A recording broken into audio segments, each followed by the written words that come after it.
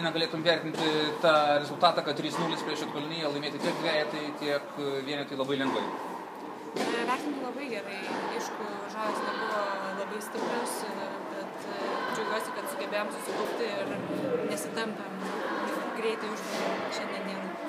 Ar tai reiškia, kad būtent po to lengvo mačo rytoj bus daugiau jėgų ir galimybės didesnės prieš Egipto komandą dėl išlikimo kovoje? Be abejo, aišku, jeigu reikėtų šiandien dar, tarkim, tampytis, tai rytoj būtų gal sunkiau, bet nemanau, kad čia didelės įtakos turi.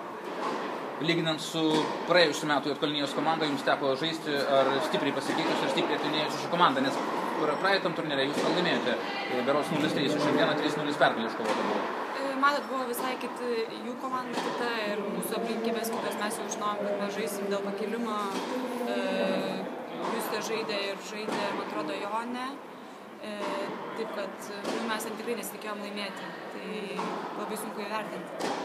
Tai turbūt šiandieną buvo saldus kerštas ir 3-0 už 0-3 viskas kompensuota. Taip, galima pasakyti taip. Agne, šiandieną debiutavai būtent čia Šiauliuose ir kaip vertini savo žaidimą ir ar patiko taip lengvai nugalėti varžoves? Aš labai džiaugiuosi, kad mane išleido ir tikrai vertinu gerai mūsų žaidimą šiandien. Tikrai darėm, ką galim ir, manau, parodėm visiems. Šiandieną teko stebėti, kad jūs merginos tos, kurios nežaidėt, buvo tiesiog pasipūtusios, lengvai bendravote tarp savęs. Ar tai reiškia, kad buvo jau praškai nuo pat pirmo seto, nuo pat pirmo mačo aišku, kad šiandieną bus iškovota lengva pergalė? Taip, aš manau, kadangi po vienetų matėm, kad varžovės nėra labai stiprios, tai galvom, kad ir merginom dvejetai turėtų irgi pasisekti gan lengvai laimėti. Tai kažkaip užtikrintos, kad jos tikrai laimės.